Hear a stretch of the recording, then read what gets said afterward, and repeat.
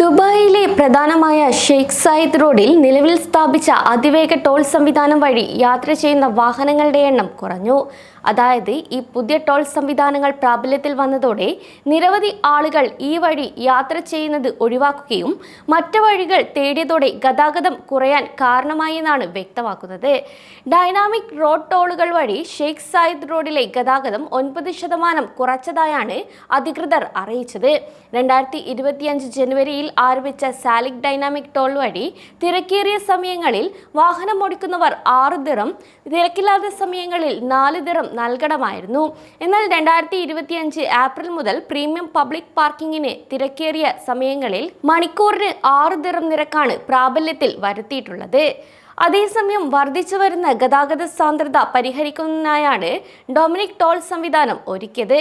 കൂടാതെ Dominic toll, public parking നിരക്കുകൾ തുടങ്ങിയ പുതിയ സംരംഭങ്ങൾ ഗതാഗത കാര്യക്ഷമത 20 മുതൽ 30% വരെ മെച്ചപ്പെടുത്തുന്നതിന്റെ ഭാഗമായാണ് നടപ്പിലാക്കിയതും. ഇത് ദൂരം, സമയ മാനേജ്മെന്റ്, മറ്റു സുസ്ഥിര ഗതാഗത പരിഹാരങ്ങൾ വഴി നഗരത്തിന്റെ ഗതാഗത പ്രശ്നങ്ങൾ പരിഹരിക്കുന്നതിന് സഹായകരമാകുമെന്ന് പ്രതീക്ഷിക്കപ്പെടുന്നു.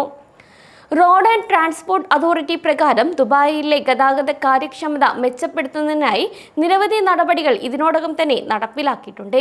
ഈ നടപടികളുടെ ഭാഗമായാണ് തിരക്കുള്ള ജോലി സമയങ്ങളിൽ വ്യത്യസ്തമായ പ്രവർത്തനങ്ങൾ, ദൂര ജോലി നയങ്ങൾ, ചലനാത്മക റോഡ് ടോൾസ്, പാർക്കിംഗ് നിരക്കുകൾ എന്നിവ ഉൾപ്പെടുത്തിയിട്ടുള്ളത്. അതേസമയം ദുബായ് കിരീടാവകാശി Sheikh Hamdan bin Mohammed bin Rashid Al Maktoum പങ്കെടുത്ത കണക്റ്റിംഗ് ബ്രിഡ്ജ് എന്ന പ്രമേയത്തിൽ നടന്ന വർക്ക്ഷോപ്പിലാണ് RTA പുതിയ ഗതാഗത സംരംഭങ്ങളുടെ പുതിയ അപ്ഡേറ്റുകൾ പങ്കുവച്ചത്. തുടർന്ന് ഈ വർക്ക്ഷോപ്പിൽ 5 പ്രധാന മേഖലകൾ കൂടെ ശ്രദ്ധ കേന്ദ്രീകരിച്ചാണ് പ്രവർത്തനങ്ങൾ നടപ്പിലാക്കിയതും. അത് എന്തൊക്കെയാണെന്ന് നോക്കാം. യാത്രാ ആവൃത്തിയും ദൈർഘ്യവും കുറയ്ക്കൽ, ഉയർന്നുവരുന്ന ഗതാഗത രീതികളിലേക്കുള്ള പ്രവേശനം വികസിപ്പിക്കൽ, ബുദ്ധിപരവും മുൻകൈയെടുത്തതുമായ റോഡ് സംവിധാനങ്ങൾ വിന്യസിപ്പിക്കൽ, കൂടുതൽ യാത്രാ പ്രതീക്ഷകളും സംബന്ധിച്ച് പൊതുജനങ്ങൾക്ക് അവബോധം വളർത്തൽ, സംയുക്ത ആസൂത്രണങ്ങളും വികസന സംരംഭങ്ങളും പ്രോത്സാഹിപ്പിക്കൽ എന്നിവയാണ് അത്. RTA ഡയറക്ടർ ജനറലും എക്സിക്യൂട്ടീവ് ഡയറക്ടർ ബോർഡ് ചെയർമാനുമായ മദർ അൽ തായർ ദുബായിലെ ഗതാഗതക്കുരുക്കിന് കാരണമാകുന്ന പ്രധാന ഘടകങ്ങളെ വിശദീകരിക്കുകയും ആഗോള നഗരങ്ങളെ അപേക്ഷിച്ച് ദുബായിയുടെ വേഗതയിൽ നടക്കുന്ന നഗര വളർച്ചയെക്കുറിച്ചും സംസാരിച്ചു. കഴിഞ്ഞ ദശകത്തിൽ ദുബായിയുടെ ജനസംഖ്യ ശരാശരി വാർഷിക നിരക്കായ 6%-ലധികം വളർന്നിരുന്നു. ഇത് ആഗോള ശരാശരിയായ 1.1% ഗണ്യമായി കൂടുതലാക്കി.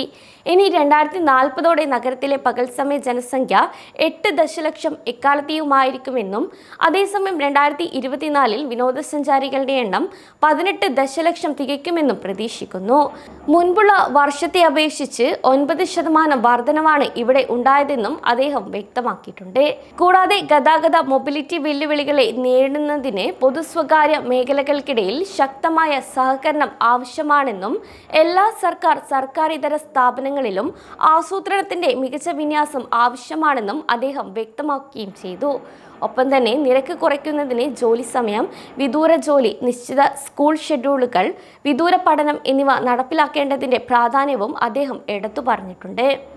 അതേസമയം അടുത്ത 3 വർഷത്തിനുള്ളിൽ RTA 30-ലധികം പ്രധാനമായ റോഡ് ഗതാഗത പദ്ധതികൾ നടപ്പിലാക്കാൻ പദ്ധതിയിടുന്നുണ്ട്. ഇതിനായി മൊത്ത നിക്ഷേപം 40 ബില്യൺ ദിർഹത്തിൽ കൂടുതലാണ്. കൂടാതെ ഇതിൽ ദുബായ് മെട്രോ ബ്ലൂ ലൈനും ഉൾപ്പെടുന്നുണ്ട്. ഇത് 9 പ്രധാന ജില്ലകൾക്ക് സേവനം നൽകുമെന്നാണ് വ്യക്തമാക്കുന്നത്. അതേസമയം ആ പ്രദേശങ്ങളിലെ ഗതാഗത സാന്ദ്രത 20% വരെ കുറയുമെന്ന് പ്രതീക്ഷിക്കുകയും ചെയ്യുന്നു.